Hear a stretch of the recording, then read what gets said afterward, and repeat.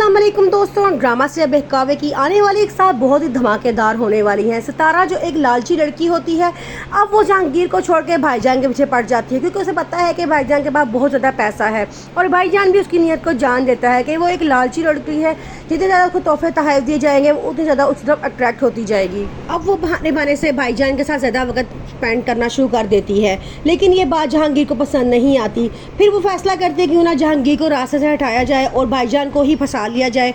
वो दोनों को लड़वाने की कोशिश करती है। वो जान के भाईजान के सामने शोर मचाना शुरू कर देती है कि जहांगीर मुझे मार रहा है, हालांकि जहांगीर उसको नहीं मार रहा होता। भाईजान आता है और जहांगीर को बड़े गुस्से में पीछे धक्का देता है। जहांगीर अब फैसला कर लेता है कि वो भाईजान को उसकी सारी हकीकत बताएगा।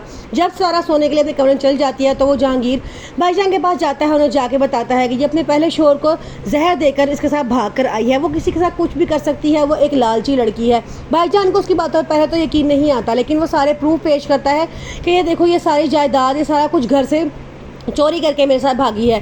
भाईजान कहता है कि तुम लालची हो, तुम उसके बारे में गलत सोच रख रहे हो, सितारा ऐसी लड़की बिल्कुल भी नहीं है। दूसरी तरफ ज़ुबैर की हालत दिन ब दिन खराब होती जाती है। वो रात को सोया होता है, नींद में उसे जीनत और उसकी बेटियां नजर आती हैं। वो बड़ा घबरा कर उठता है, शोर मचाता है। उसकी मामा कमरे में आती हैं और कहती हैं तुमने मेरी नींद खराब कर दी है, क्या हुआ है तुम्हें। उसकी मामा भी अब उसे तंग आ चुकी होती है, क्योंकि वो लाजर और माजूर हो चुका होता है, सिर्फ बेड पे रहता है।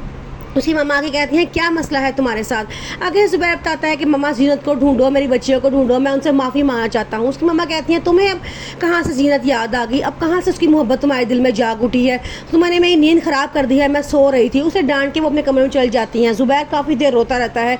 उसे अपनी बेटियाँ और अपनी वफादार बीवी की बहुत याद आती है। वो चाहता है कि वो उनसे मिले और उनसे माफ़ी मांग ले, लेकिन जीनत उसे कहीं नहीं मिलती।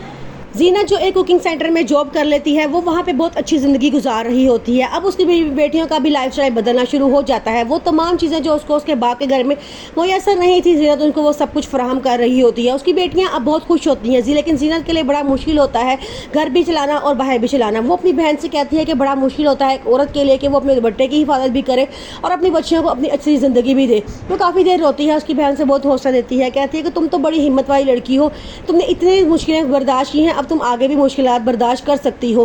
फिर वो अपने चाचा जान का शुक्रिया अदा करती है जिस जीनत को अपने घर में रखा होता है।